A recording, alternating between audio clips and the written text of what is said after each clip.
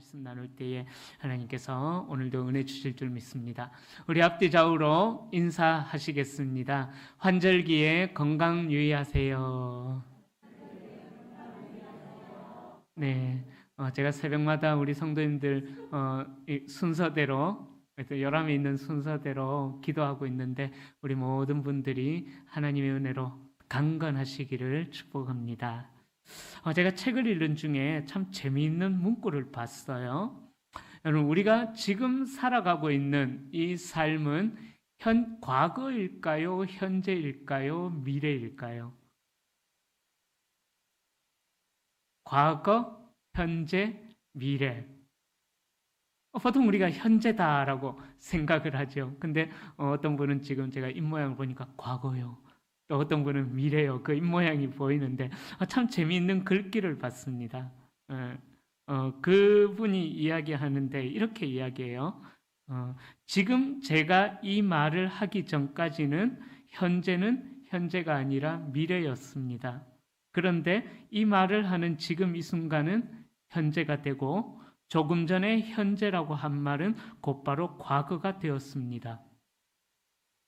뭔 말이래? 그죠? 다시 잘 생각해 보면 한번 보자요. 지금 제가 이 말을 하기 전까지는 현재가 아니라 현재는 미래였습니다. 그런데 이 말을 하는 지금 이 순간은 현재가 되지만 그리고 조금 전에 현재라고 한 말은 곧바로 과거가 되었습니다. 그러니까 현재 하는 순간 얘는 과거가 되어버렸다라는 거예요. 그죠? 하여튼 뭐 그렇다고 합니다. 그러면서 이분이 이야기하기를 현재는 조금 전까지만 해도 미래였고 금방 과거가 됩니다. 그러면서 우리는 이 세 시대를 동시에 살아가고 있는 존재들이다라고, 과거와 현재와 미래를, 현재를 경험하면서도 과거와 현재, 미래를 동시에 살아가고 있는 사람들이다라고 그렇게 이야기하고 있습니다.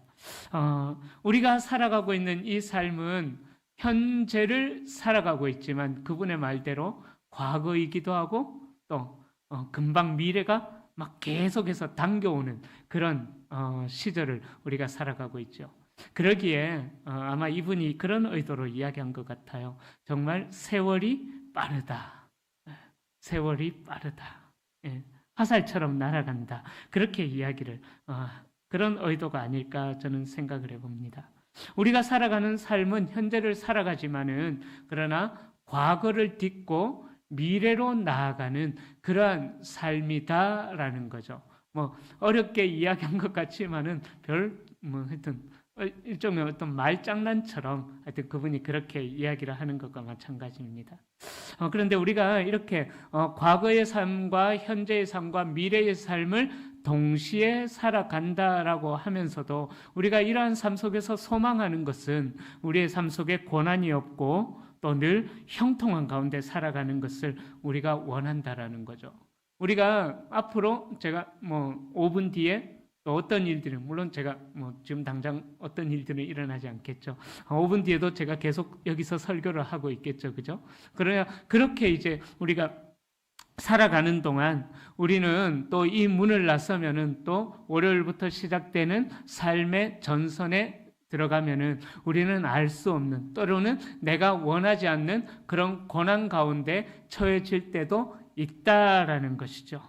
오늘 우리가 읽었던 이 71편에서는 과거와 현재와 미래를, 이 세 시대를 동시에 살아가는 우리 사람들이 예상하지 못했던 고난이 닥쳐왔을 때에 그 고난을 어떻게 이길 수 있느냐, 그 방법에 대하여서 우리에게 좋은 신앙의 비결을 가르쳐주고 있습니다.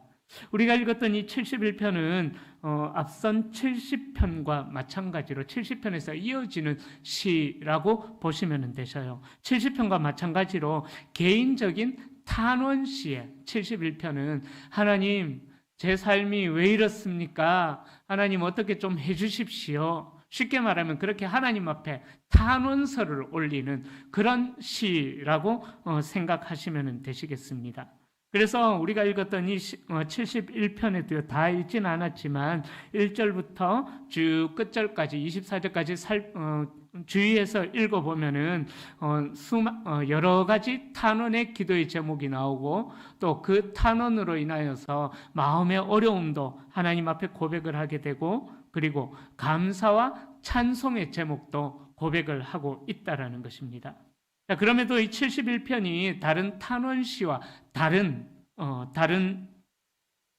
내용이 있는데 그것이 뭐냐 하면은 세월을 흘러가는 가운데서 강구와 신뢰를 다짐하고 있다라는 거예요. 그러니까 우리에게 일어나는 그 수많은 고난들이 있지만은 그 고난들을 지나가는 우리의 삶 속에서도 하나님을 향한 절대적인 신뢰를 다짐하고 있다. 보통 탄원시는요, 어떻게 구성이 되어지냐 하면은 하나님, 제가 왜 이런 삶을 살아야 됩니까? 저의 대적, 저의 원수들을 그냥 저 모양 저대로 그냥 냅두시겠습니까? 하나님, 그렇다면 하나님은 하나님이 아니시지 않습니까? 하나님이 살아계시다면은 저를 핍박하는 저 원수들을 어떻게든 해주셔야 되지 않겠습니까? 그렇게 하나님 앞에 일방적으로 막 와다다다다다 쏟아내는 탄원시는 보통 대부분 그렇게 구성이 되어져 있습니다. 그런데 71편에서는 그렇게 와다다다 쏟아내는 데서 끝나는 것이 아니라 그 와다다다 쏟아내는 마음의 어려운 상황 속에서도 나는 하나님을 신뢰하며 나갈 것이다. 그렇게 하나님을 향한 신뢰를 다짐하고 있다는 점에서 고유한 특징을 가지고 있다는 거죠. 그래서 71편에서는 모태에서부터 노년에 이르기까지 9절과 18절에 보면은 늙었다라는 그런 표현이 나오죠. 나이가 들어서 백발이 되었다. 자, 그러니까 이 71편에서는 우리 인생의 시작인 모태에서부터 이제 나이가 들어서 연약해진 백발이 되었을 그때에도 하나님만을 신뢰하겠다라는 그것을 이야기하고 있는 것입니다. 그러기에 이 시편 71편은 우리 지금 이 시대를 살아가는 우리 모든 시대 사람들에게 아이들부터 노년까지 모든 이들에게 동일하게 적용될 수 있는 고백이 된다라는 거죠. 자, 이 시를 쓴 시인이 누구인지 정확하게 알려져 있지 않지만은 대부분의 학자들은 추측하기를 다윗이 노년에 쓴 시이다라고 그렇게 추측을 합니다. 다윗은 어떤 사람이었습니까? 이제 새벽에 사무엘상과 사무엘하를 우리가 살펴봤는데 거의 사무엘하까지 끝나게 됩니다. 다윗의 생애를 처음부터 끝까지 이제 다 살펴봤어요. 이제 조금만 있으면 끝나게 되는데 다윗의 생애가 끝나게 되는데요. 다윗은 사무엘상하에서 살펴보는 것처럼 너무나도 굴곡이 많은 굉장히 어려움 가운데 고난 가운데 살았던 사람이 다윗이다라고 이야기할 수가 있습니다. 다윗은 자기가 원해서 왕이 되려고 했던 사람이 아니었어요. 그죠? 다윗은 하나님께서 사무엘을 통하여서 기름을 부으셔가지고 자기의 원하는 바가 아니지만은 하나님의 의지로 인하여서 다윗은 이스라엘의 왕이 되었던 것입니다. 자, 그렇다면은 하나님께서 그를 인도하셔서 왕이 되었다면은 그의 왕이 되는 길이 평탄해야 되겠죠. 그죠? 내가 원해서 가는 길이 아니었지 않습니까? 하나님이 원해서 나를 그 길로 끌고 가셨어요. 그렇다면은 평탄한 길이 되어야 되지 않겠습니까? 그런데요, 이 다윗의 길을 보면은요, 절대로 평탄한 길이 아니에요. 다윗이 골리앗을 쓰러뜨리고 난 그때부터 그 여인이 불렀던 사울이 죽인 자는 천천히요, 다윗이 죽인 자는 만만이라. 그 노래를 시작으로 인해서 다윗은 왕위에 오르기까지 정말 고난 가운데서 살아가게 됩니다. 또 왕위에 올라서 어떻습니까? 다윗은 왕위에 올라서 여러분들이 잘 아시는 밧세바 사건, 우리야 사건, 또 압살롬의 반란 사건, 또 압살롬의 반란 사건 이후에 나오는 세바의 반란 사건, 수많은 칼부림으로 인하여서 이 다윗은 정말 고난 가운데 평생을 살았다라고 생각할 수 있습니다. 그렇다면 다윗이 왕으로 기름 부음 받기 전에 소년 시절은 어땠을까요? 다윗은 소년 시절에도 집에서 인정을 받지 못하는 그러한 사람이었어요. 예를 들자면은 사무엘이 다윗의 집안에 왕이 있을 것이다라는 하나님의 부르심을 받고 이새의 집으로 갑니다. 다윗의 아버지. 그런데 처음 기름을 부을 때 다윗은 그 자리에 없었어요. 형이 한 명 한 명 그렇게 사무엘로부터 체크를 받는 동안, 왕으로서 확인을 받는 동안 다윗은 들에서 양치는 목동에 불과했다라는 거죠. 다윗은 소년 시절에도 어찌 보면은 아버지로부터 거의 왕따 당하다시피, 형들로부터 왕따 당하다시피 그러한 삶을 살았다라는 거죠. 자, 그 소년 시절부터 왕이 되는 과정, 그리고 왕이 되어서 오늘 본문에 나오는 노년이 되는 과정까지 어찌 보면은 다윗은 정말 힘든 인생의 모델처럼 그렇게 살았다라고도 생각할 수가 있습니다. 그런데요, 그렇게 굴곡이 많았던 인생을 살았던 다윗, 많은 고난을 겪었던 다윗을 지탱해 주었던 것이 있었다라는 거죠. 그것이 뭐냐? 오늘 71편에서 이야기하는 것처럼 그것은 바로 하나님을 향한 신뢰, 하나님을 향한 그 믿음이 다윗의 굴곡 많은 인생을 지탱해주는 힘이 되었다라는 것입니다. 세상은 변해도 하나님은 변하지 않는 유일한 분이시다라는 사실을 다윗은 믿음으로 고백하면서 그 하나님을 향한 적극적인 신뢰를 보여드리면서 살았다라는 것입니다. 오늘 본문 71편은요, 다윗은 이제 늙고 연약해졌지만 여전히 하나님은 강한 하나님이시다라는 것을 고백하고 있습니다. 여러분, 우리가 늙고 쇠해지는 인생에게 변하지 않는 피난처가 있다는 사실, 우리가 저는 아직 노년이 아니어서 솔직하게 잘 모르겠습니다. 그러나 저는 제 딸 예서가 말을 알아들을 때부터 세뇌하다시피 했어요. 예서야, 아빠가 돈을 버는 직업이야, 아니야? 그러니까 예서가 가만히 생각해 보니까 별로 용돈도 안 주고 선물도 안 사주니까 아닌 것 같아. 그렇게 이야기하는 거예요. 맞아. 아빠는 돈을 버는 직업이 아니야. 그렇다면은 우리 가정은 누가 먹여 살려야 될까? 그러니까 가만히 들면 어릴 때는, 요즘은 자기가 아니라 그러는데 어릴 때는 8살, 9살 이때는 내가 먹여 살려야 되겠네 하면서 예서가 어릴 때부터 그랬었어요. 그래서 저는 이제 노년이 되면 이제 예서는 세뇌시키다 시피 했기 때문에 예서를 의지하면서 살게 되겠죠. 그런데 우리가 이 땅을 살아가는 동안 우리의 마음이 어렵고 우리의 마음이 힘들고 의지할 바 없는 우리의 인생에게 누군가가 의지할 대상이 있다라는 사실은 우리에게 큰 힘과 위로가 되어 준다라는 거죠. 최근에 이상만 집사님께서 수술하셨는데 아시는 것처럼 정 권사님께서 쉽게 걸어 다닐 수 있는 형편이 아니시잖아요. 그래서 수술하는 날 제가 수술하는 그 수술실 들어가면서부터 수술실 나와서 마취가 깨기 전까지 제가 계속 같이 있었어요. 권사님은 걱정이 되시니까 이 집사님이 걱정이 되시니까 옆에 있고 싶은데 혼자서 다닐 수가 없으니까, 그래서 제가 일부러 좀 오랜 시간 좀 같이 있어 드렸고, 그리고 퇴원한 후에도 제가 일부러 권사님 모시고 다니면서 병원에 가서 회복되는 과정을 그렇게 또 지켜보고 그렇게 했는데, 권사님이 하여튼 이런 일들에 대해서 참 많이 고마워하셨는데, 중요한 것은 이 집사님의 고백이에요. 이 집사님이 예전에는 교회에 대해서 그렇게 많이 생각하지를 않았는데 이런 일들을 통해서 교회에 대한 생각이 좀 바뀌어졌다. 하여튼 그렇게 이야기를 하시더라고요. 그러니까 우리 성도님들 시간 되시는 분들은 북악연합회가로 가셔서 한번 격려도 해주시고 기도도 좀 해주시면 좋을 것 같습니다. 자, 그렇다라는 거죠. 우리가 의지할 바 없는, 정말 어떻게 해야 될지 모르는 그 상황 속에서 나의 도움이 되는 누군가가 옆에 있다면은 그것만큼 큰 위로가 없다라는 거죠. 사실 우리가 하나님을 위로로 삼는다라고 고백하지만은 사실 그렇습니까? 솔직하게 하나님은 우리의 눈에 안 보이기 때문에 사실 우리가 하나님을 의지하기보다는 때로는 사람들을 더 의지하는 마음들이 있잖아요. 하나님께서 우리를 이 땅에 심으셨기 때문에 우리는 그렇게 서로를 위로하고 서로를 격려하는 공동체로 세워져 가야 된다라는 것입니다.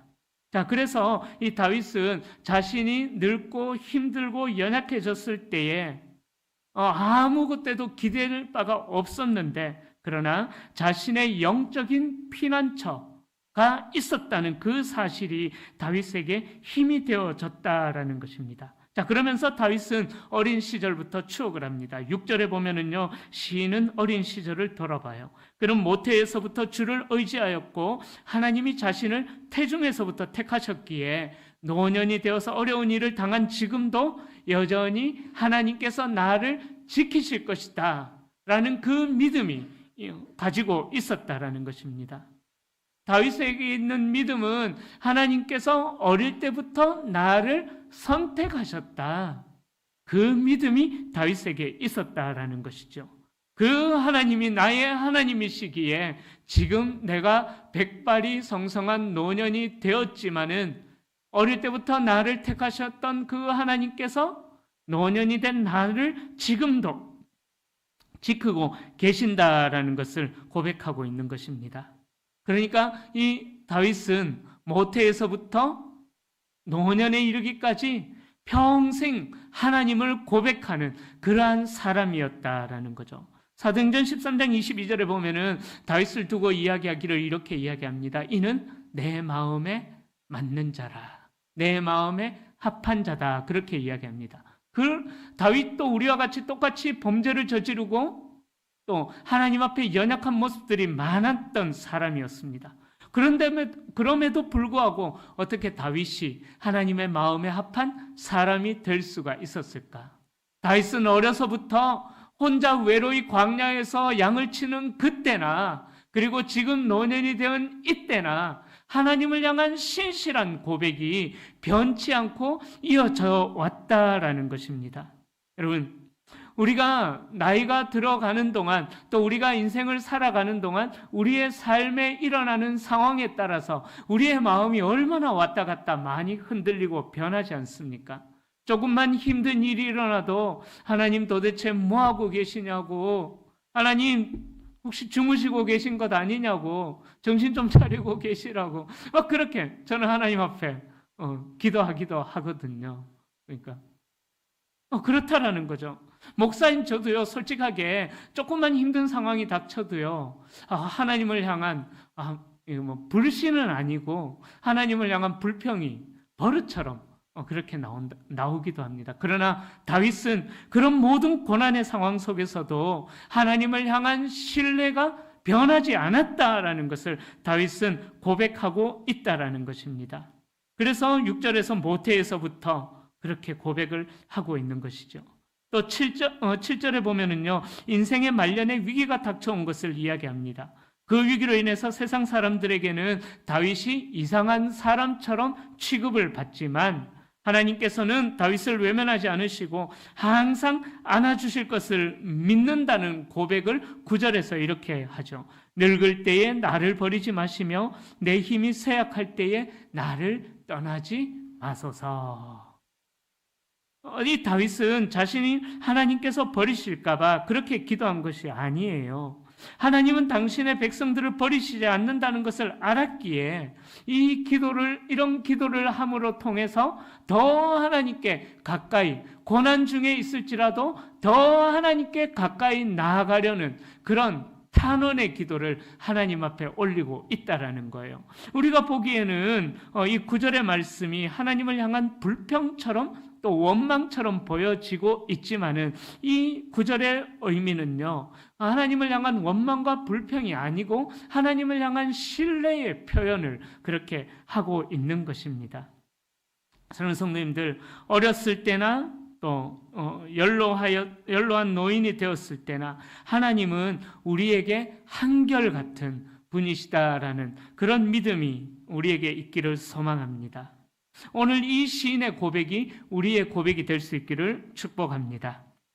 71편 후반부에서는요, 시인은 하나님을 향한 서원과 또 간구를 반복하고 있습니다. 오늘 본문이죠. 17절부터는요, 이 시인은 인생의 여정을 돌아보고 나서 앞을 내다보며 하나님을 향해 간구하는데, 바로 16절까지 하나님 앞에 기도했던 그 내용과 17절부터 나오는 기도의 내용이 연결이 되어지는 거예요. 그래서 17절에서 시인은 하나님이 어려서부터 자신을 가르쳤다고 고백하면서 6절의 말씀처럼 가정에서 어찌 보면 그런 신앙 교육이 있었다라는 것을 전제하면서 그렇게 이야기하고 있는 것입니다. 18절에 보면은 그래서 이렇게 고백하죠. 내가 늙어 백발이 될 때도 나를 버리지 마옵소서. 아까 9절에서도 그런 고백을 했지 않습니까? 그래서 18절에 다시 한 번 더 고백하면서 그 신앙을 고백하면서 이렇게 찬양합니다. 내가 주의 힘을 후대에 전하고 주의 능력을 장래의 모든 사람에게 전하기까지 나를 버리지 마소서. 그러니까 다윗은 자신의 삶, 나와 함께 하신 그 하나님만으로 만족하는 것이 아니라 나와 함께 하신 그 하나님을 후대의 모든 사람들에게 전하기까지 하나님께서 나를 붙들어 주시기를 신뢰하고 있다라는 것입니다. 그러니까 백발이 될 때 이 말은 노년을 이야기하는 전형적인 표현인 것입니다. 그러니까 다윗은 어릴 때부터 그 신앙 고백이 나이가 들어서도 변치 않는다라는 것을 계속해서 반복적으로 고백하고 있고 해나님 앞에 그 신앙이 변치 않게 해달라고 간구하고 있는 것입니다. 여러분, 우리가 기도할 때 그런 기도를 해보신 적이 있으실 것입니다. 하나님, 제가 나이가 들어갈수록 저의 신앙이 더 뜨거워지게 해주십시오. 보통 그렇게 많이들 기도하지 않습니까? 그죠? 네. 그 기도가 계속 되어져야 하는 거예요. 우리가 어떤 상황에 따라서 그 기도의 내용이 달라져서는 안 된다는 것입니다. 오늘 다윗이 하나님 앞에 탄원하며 또 감사하며 또 하나님을 신뢰하는 찬양을 하면서 우리에게 보여주는 기도의 모델이 뭐냐? 바로 어떤 상황이라도 나는 하나님을 향한 신뢰를 놓치지 않겠다. 어떤 상황이라도 나는 하나님을 향한 신뢰를 백발이 될 때까지 붙들고 왔다라는 것을 고백하고 있는 것입니다. 다시 말씀드리자면 시인은 눈앞에 펼쳐지고 있는 이 현실에 얽매이지 않는 그런 삶, 어떠한 어려움이 닥친다고 할지라도 다윗은 하나님 앞에서 늘 평안함을 누리며, 물론 고달픈 삶으로 인하여서 육체는 어렵지만 그러나 그 마음 중심은 하나님의 뜻을 늘 기억하며 하나님의 뜻대로 살았다라는 것입니다. 예를 들자면 사울에게 쫓김을 당할 때에도, 그 아들 압살롬이 반역을 일으켜서 쫓김을 당할 때에도 다윗은 그 모든 복수를 하나님께 맡겨드리면서 하나님을 향한 신뢰를 잊지 않고 하나님을 향한 신뢰를 굳건하게 지켰다라는 것을 볼 수가 있는 것입니다. 마찬가지로 사랑하는 우리 성도님들도 하나님께서 저와 여러분들의 일생을 큰 능력으로 인도하신다라는 그 믿음이 흔들리지 않기를 축복합니다. 비록 우리의 육체는 세잔해지고 기력은 사라지고 힘을 잃어간다고 할지라도 여러분들께서 살아오시는 동안 경험하셨던 그 하나님은 앞으로 여러분들이 경험할 하나님보다 더 다시요. 여러분들이 살아오면서 경험한 하나님은 쉽게 말하면 시작에 불과한 하나님이다라는 거죠. 앞으로 여러분들이 살아가시면서 경험할 하나님은 여러분들이 과거에 경험한 하나님보다 더 큰 하나님의 역사를 여러분들이 경험하게 된다라는 것입니다. 자, 모세가 그러한 삶을 경험했습니다. 모세는 하나님으로부터 출애굽 리더의 사명을 받고 다시 애굽으로 들어갔습니다. 애굽으로 들어가서 하나님께서 이루시는 그 10가지의 재앙들을 보면서 하나님이 어떤 분이신지를 경험했습니다. 모세의 인생이 그렇게 끝이 났을까요? 아니죠. 광야 생활을 하는 동안 하나님이 얼마나 위대하신 분인지, 하나님이 얼마나 놀라운 분이신지 이 모세는 충분히 광야 생활 40년 동안 경험하면서 살아갔다라는 것입니다. 모세는 그 하나님의 은혜로 말미암아 이제 죽기 마지막 직전인 120살이 되었을 때에도 그의 눈도 흐려지지 않고 그의 기력이 새하여지지 않았다라고 그렇게 하나님의 함께 하심을 고백하였던 것이죠. 마찬가지로 우리가 모세와 같은 은혜는 누리지 못하여서 우리의 기력은 사라진다고 할지라도, 그러나 기억하십시오. 우리가 경험하게 될 하나님은 과거에 경험했던 하나님보다 더 크고 놀라운 하나님을 앞으로 이날 이후로 하나님은 우리로 하여금 경험하게 하실 줄로 믿습니다. 그러기에 그렇게 경험하게 될 하나님의 역사로 말미암아 우리가 어떠한 상황 속에서도 우리의 믿음이 흔들리지 않기를 축복합니다. 연세가 드실 때에 어떠한 경제적인 어려움들, 건강적인 어려움들도 있을 것입니다. 그러나 어려움이 닥칠 때마다 우리에게는 하나님이 함께 하신다라는 그 사실을 꼭 기억할 수 있는 저와 여러분들이 될 수 있기를 바랍니다. 하나님은 한번 택하시면 놓치지 않으시고 끝까지 함께 하시고 끝까지 보호하시는 분이신 줄로 믿습니다. 하나님은 결코 우리를 저버리지 않으시고 하나님의 강한 팔로 더 든든하게 우리를 붙들어 주시는 줄로 믿습니다. 그러기에 우리가 인생을 살아가는 동안 우리의 인생이 고백할 찬양은 이거죠.